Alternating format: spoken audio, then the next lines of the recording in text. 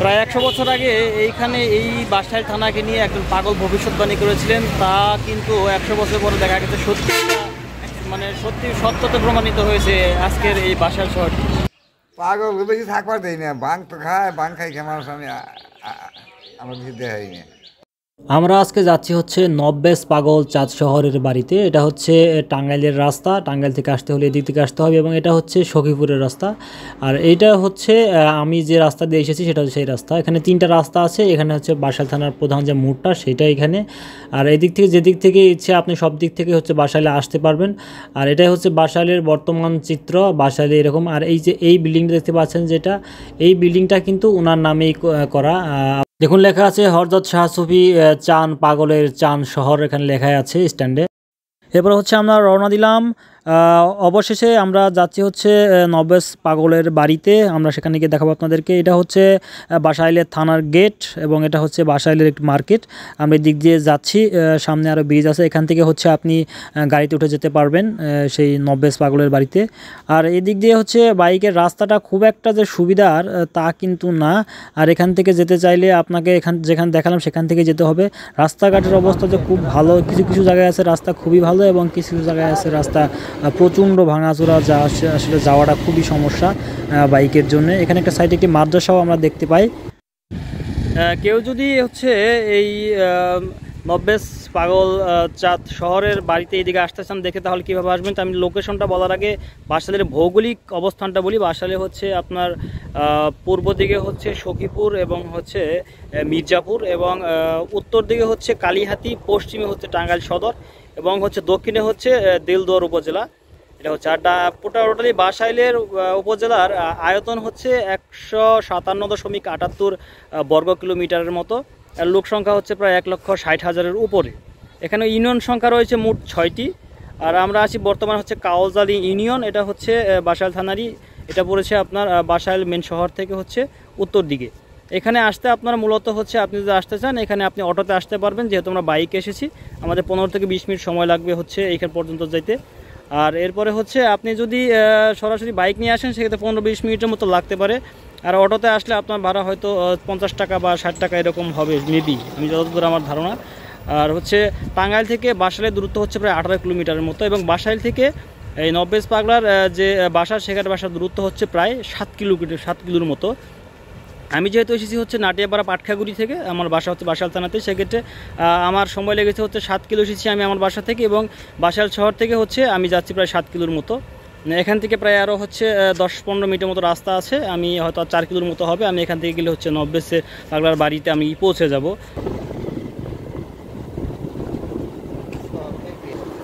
যে ইতিহাসটা, যেটা কীভাবে নব্বেস পাগল হলো এবং তার নামে এসেছে কীভাবে নব্বেস পাগলার চাঁদ শহরটা হলো, এইটার পুরো বিষয়টা হচ্ছে আমি আপনাদেরকে এই ভিডিওতে বলার চেষ্টা করব।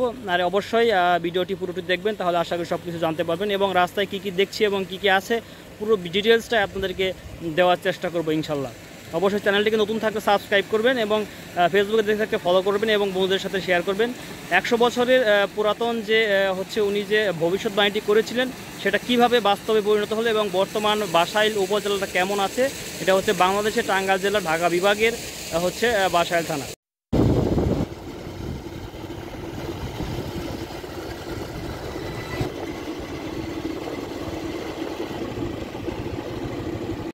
গ্রামগঞ্জে মূলত আসলে দেখা যায় যে আসলে সেলো মেশিন বা পানির যে শব্দটা, এটা কিন্তু খুব ভালো লাগে। কিন্তু একটা ধুলোর মধ্যে কিন্তু পানিটা খুবই ভালো।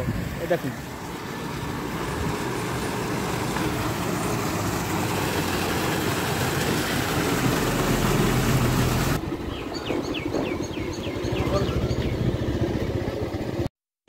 তবে যতটা মনে করেছিলাম যে আসাটা সহজ হবে, তবে আমি আসার সময় আসলে এই দিকে খুব একটা যে গাড়ি পাওয়া যায় বা অটো আসবে সব সময় আমার মনে হয় না এরকমটা।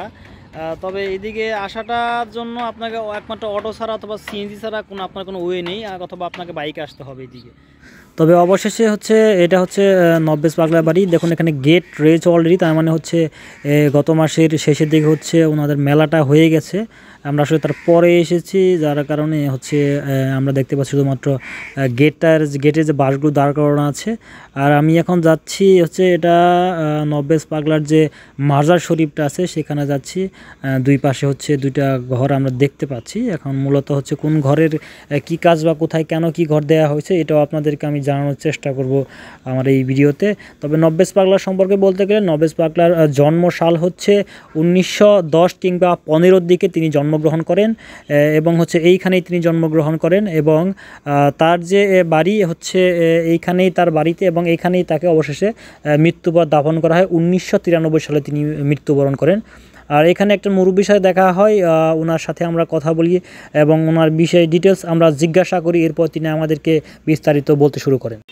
তার আগে আমরা আপনাদেরকে মাজারটা একটু দেখে নিই, আসলে ওনার মাজারটা কেমন ছিল।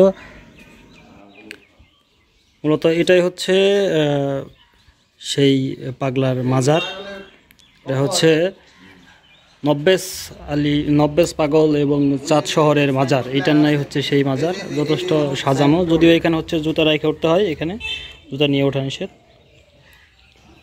আশেপাশের হচ্ছে এরকম, এইখানে হচ্ছে যখন মেলা হয় তখন এটার মধ্যে হচ্ছে খিচুড়ি রান্না করা হয় এখানটাতে। এটা আমার সঠিক জানা নেই, এটা হচ্ছে মুরব্বির কাছ থেকে শোনা, উনি বললেন যে এখানে রান্না করা হয়। আর এটাই হচ্ছে সেই মাজার এবং ওনার বিস্তারিতটা আমি আপনাদেরকে বলবো।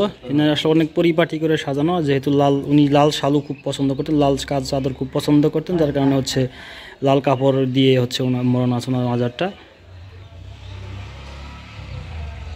ওনার কবরে মানে লেখা আছে উনি কবে জন্মগ্রহণ করেছেন এবং মৃত্যুবরণ কবে করেছেন সেটা লেখা আছে এবং সেখানে দেখা যাচ্ছে যে মোমবাতি আগরবাতির বিভিন্ন পড়ে আছে, তাতে বোঝা যায় এখানে মোমবাতিও ধরানো হয় আর কি মেলার সময়ে। উনি হচ্ছে সেই মুরব্বী যিনি হচ্ছে নব্বেস পাগল চাঁদ শহরকে হচ্ছে দাফন করেছিলেন। আচ্ছা, উনি কি আপনাদের পরিবারের কেউ ছিলেন? আপনাদের পরিবারেরই? আমার দাদা। আপনার দাদা? আচ্ছা আচ্ছা। এখন কি এটা দেখাশোনা কে করে, আপনিই করেন নাকি? বাসার রহিম আছে, রহিমে করে এখন। উনি কি ওনার নাতি? না, উনি কিছু কিন্তু উনি তত্ত্বাবধানে আছেন, উনি দেখাশোনা করেন না, তাই না? আচ্ছা আচ্ছা। এখানে ওনার সন্তানেরা কয়জন আছেন? সন্তান আছে কয়জন? ও বিয়ে করছিল না তো, তাই না? বিয়ে করেন। আপনার সেই সম্পর্কে তাহলে আপনি কি ওনার এই মানে চাচাতো নাতি যেরকম বলে এইরকম আর কি? আচ্ছা আচ্ছা। এখানে তো মেলায় লোকজন হয় কিরকম? অনেক লোক? এটা তো মনে হয় মেলাটা হচ্ছে ফেব্রুয়ারির 24-25 তারিখে এরকম হয়, তাই না? ওই মাঘ মাসে চান দিত, চাঁদে 18 এই মাঘ মাস থাকতেও হয়তো হয় না, ফাল্গুন মাস। আচ্ছা, মাঘ ফাল্গুনের মধ্যেই পড়ে আর কি এটা। তবে আমি যতদূর দেখছি হচ্ছে 25-26 তারিখে হয়তো পরে ফেব্রুয়ারি, বেশিরভাগ সময় মাঘ ফাল্গুনের যে সময়টা যেটা হয় এরকমই করে। এবারও তো মনে হয় ওই টাইমটাই হয়েছে আর কি। লোক সংখ্যা কিরকম, কয় হাজার কিরকম বা লাখ লোক হয় কি নাকি? ওরা তো লাখ ধরে। কয়দিন ব্যাপী হয় মেলাটা? 2 দিন। সারাদিন? আমাকে 2 দিন। আবার এই যে দোকান পাড় আছে, এটা তো 1 সপ্তাহ ধরে থাকে। এখানে এই গান হয় নাকি? গান হয়। এখানে যখন গান হয় তখন তো মনে হয় অনেক অনেক অনেক আসে। গান হয় যখন তখন অনেক পাগল আছে, অনেক এখানে পাগল এখানে এসব হয়, তাই না? বিভিন্ন জায়গার থেকে পাগল আসে, এমনি থাকে না পাগল, এমনি থাকে না। পাগল বেশি থাকবার দেয় না, বাং তো খায়, বাং খাই খেয়ে মানুষ আমি আমার বেশি দেখাই না। ও মানে হইতেছে এখানে যখন থাকে তখন ওই যে এইটা ওটা মানে ইগুলা খেয়ে নেয়, করে বেশি না, মানে পরিবেশ নষ্ট করে বেশি, এই জন্য থাকতে হবে না আর কি। আচ্ছা আচ্ছা আচ্ছা। ওই আজকে তো দেখতেছি না একজনও, মানে আসলে কি তার দূরে যাও, ফাঁকে যাও, এখানে এসে নিয়ে শুয়ে থাকে না? এখানে কি শুয়ে নাকি? না, ও ঘরে ফেরত দিন, ওই দিক দিয়ে শুয়ে থাকে। খাওয়া দাওয়া ওনাদের খাওয়া দাওয়া রাখে কোথায়? খাওয়া দাওয়া হয়তো আমিও দিই, আর নয় থাকে জায়গা। আচ্ছা আচ্ছা। পাগলগুলি থেকে খুব পাগলগুলো খেপা বেশি। পাগলের উপরে খেপা বেশি? খেপা কেন? বাং খায়, মদ খায়। বাং মদ খায় না, এখানে বয়ে থাকে না? এই জন্য জানি মেলাই তো দিয়ে আছে ভাবলা, বাং মদ খাই দিকে। মেলার মধ্যে তো অনেক লোক আসে, মানে বোঝা যায় পাগল টাগল এনে সোজা কথা, আশেপাশে তো ভর্তি হয়ে যায়।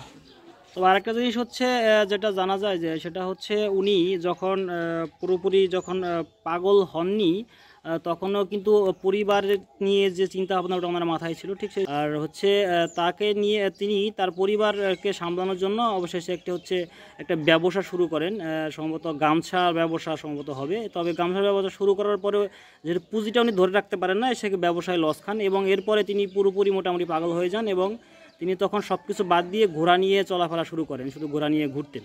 আর ওনার সবচেয়ে বেশি চলাচল ছিল হচ্ছে বাসাইল এবং হচ্ছে করটিয়ার এই দিকে সবচেয়ে বেশি চলাচল ছিল। আচ্ছা মুরব্বী, তাহলে উনি কী ধরনের বিজনেস করতেন যখন মোটামুটি সুস্থ হয়েছিলেন? একদম একদম একদম মানে উনি কিসের বিজনেস করতো? কাপড়ের বিজনেস তো, লুঙ্গি না গামছা না, ওই গঞ্জি, হ্যাঁ পেন, গঞ্জি প্যান্ট এগুলোর ব্যবসা করতো। এরপরে ব্যবসা লস খায়, তাই না? লস খাওয়ার পরে হচ্ছে একদমে বেচছে, না যাই গেছে লাভ আমার না বিক্রি করতো তো করোটার দিকে বিক্রি করতো, বাসাল করোটার দিকে বিক্রি করতো, তাই না? হাটে হাটে। মূলত এই ঘরটি হচ্ছে যারা এই মেলা চলাকালীন সময় এখানে ঘুরতে আসেন এবং বিভিন্ন পাগলেরা যারা এখানে অবস্থান করেন, সেই মেলা চলাকালীন সময়ে নব্বেস পাগলের যারা ভক্তবৃন্দ বা সাধক যারা আছেন এদিক দিয়েই তারা বসে থাকেন, শুয়ে থাকেন এবং বিভিন্ন ধ্যানে মগ্ন থাকেন। ঠিক তারা এই দিক দিয়ে বসে থাকেন এবং তাদের জন্য এখানে রান্নাবাড়া কাজ করা হয়। মূলত হচ্ছে যত জানা যাচ্ছে 5 ভাইয়ের মতো ছিলেন এবং উনি বিয়ে করেননি। আর হচ্ছে নব্বেস পাগলার হচ্ছে যখন তিনি ব্যবসাটা ছেড়ে দেন তখন তিনি পুরোপুরি পাগল হন এবং ওনার আবাসস্থল ছিল বাসাইল এবং হচ্ছে করটিয়ার এলাকাতে। আর উনি হচ্ছে যখন আসলে মানুষকে বকাবকি করতেন বেশিরভাগ সময়ই, খুব রাগান্বিত সাথে কথা বলতেন। আবার যখন স্বাভাবিকভাবে কথা বলতেন তখন কোনো বোঝার উপায় নেই যে উনি আসলেও কি মাথায় সমস্যা হয়েছে কিনা বা সমস্যা আছে কিনা, এরকম বোঝার কোনো উপায়ই ছিল না। তবে নব্বেস পাগলার হচ্ছে আরেকটা বিষয় হচ্ছে উনি বাসালে যখন বসতেন, উনি যখন প্রথম প্রকাশ পেলেন যে উনি আসলে আধ্যাত্মিক লাইনে চলে গেছেন কেমনভাবে, হচ্ছে বাসালের একজন লোক ছিলেন, যিনি পান বিক্রেতা ছিল। উনি কথায় কথায় পাগলকে বলেছিল যে আমার ছেলেকে আমি বিদেশে পাঠাবো। তখন তিনি বলেছিলেন যে তোমার ছেলের বিদেশ, থমের থেকে বলেছিলেন তোমার ছেলের বিদেশ এই বছর হবে না, সামনের বছর যাবে। ঠিক ঘটনাটিও ঠিক তাই ঘটেছিল, যার কারণে হচ্ছে যখন তো পরের বছর যে স্যার ছেলে শুরুর দিকে যখন বিদেশ চলে যায় তখন এই বিষয়টি তখন এলাকাতে একটা আলোড়ন সৃষ্টি করে যে নব্বেস পাগলা এই কথাটি বলেছিল এবং সেটা বাস্তবে সঠিক হয়েছে। ঠিক সেম একইভাবে হচ্ছে এই বাসাইলকে নিয়েও একটি হচ্ছে ভবিষ্যৎবাণী করেছিলেন তিনি। সেটা হচ্ছে তিনি বলেছিলেন যে যেমন ওনার নামের শেষে যেমন চাঁদ শহরটা থাকে, তিনি বলেছিলেন যে বাসালে একটা সময় এরকম থাকবে না। যখন উনি সুস্থ থাকতেন, বিশেষ করে যখন ঠান্ডা মাথায় বসে থাকতেন, যখন পাগলামি ছিল না তার মধ্যে টোটালি, যখন আবার মানে পাগলামিটা ওনার মধ্যে যখন দূর হয়ে যেত তখন তিনি বলতেন যে আমি স্বপ্নে দেখেছি যে বাসালে এরকম থাকবে না, এখানে পাকা রাস্তা হবে, গাড়ি চলবে, এই শহর চাঁদের মতো উজ্জ্বল হয়ে যাবে, লাল নীল বাতি থাকবে। হয়েছেও ঠিক তাই। 100 বছর পরে তার 100 বছর আগের করা ভবিষ্যৎটাও কিন্তু 100 বছর পরে আমরা ঠিকই দেখতে পাচ্ছি যে বাসাইল কিন্তু সত্যিই আগের মতো নেই। এখন বর্তমান বাসাইলে যেটা চাঁদ শহর তিনি যেটা বলেছিলেন, নামকরণ করেছিলেন, ঠিক সেইটাই কিন্তু হয়েছে বাসাইলে। আর হচ্ছে নব্বেস আলী পাগলার এখানে সম্ভবত আপনার প্রতি বছরের 24-25 তারিখ ফেব্রুয়ারি মাসে অথবা মাঘ মাসের দিকে হচ্ছে ওনার এখানে উরসটা হয়। এখানে প্রচুর লোক আসে, কিন্তু বিশেষ রিসেন্টলি আমরা শুনতে পেলাম যেটা হচ্ছে এখানে মানুষ আসে, এখানে আসে পাগলও আসে কিছু, কিন্তু তারা এসে ওই যে আপনার বিভিন্ন কার্যকলাপ সিদ্ধি অথবা বিভিন্ন খারাপ জিনিস খাওয়ার কারণে এখানে অনেকে এখন থাকতে দেন, এখান থেকে চলে যেতে বলেন। নব্বেস পাগলার এই মাজারে এখানে প্রতি বছরে যে মেলা হয় সেখানে তখন তারা আসতে পারেন, যখন আসে মানুষ অনেক দূর দূরান্ত থেকে এখানে লোক আসেন। আপনারা এখানে আসতে চাইলে বাসাইল থেকে সরাসরি আসতে পারছেন। এটা হচ্ছে কাউজানি ইউনিয়নে বার্তা গ্রাম এটা। তবে নব্বেস পাগলা একটা জিনিস সবচেয়ে বেশি পছন্দ করতেন, সেটা হচ্ছে মিষ্টি পছন্দ করতেন। আর ওনার যখন সবচেয়ে বেশি যখন মাথা বেশি নষ্ট হয়ে গেল তিনি তখন কাপড় চোপড় ছেড়ে রাস্তাঘাট চলাফেরা করতেন। আর আছে যখন কারোর কাছে টাকা চাইতেন তার কাছ থেকে জরিমানা করতেন। আবার কেউ যদি তাকে ইচ্ছে করে টাকা সেরে দিত তবে তখন সে টাকা নিত না, কারণ তার মন ইচ্ছে মতো উনি চলাফেরা করতেন।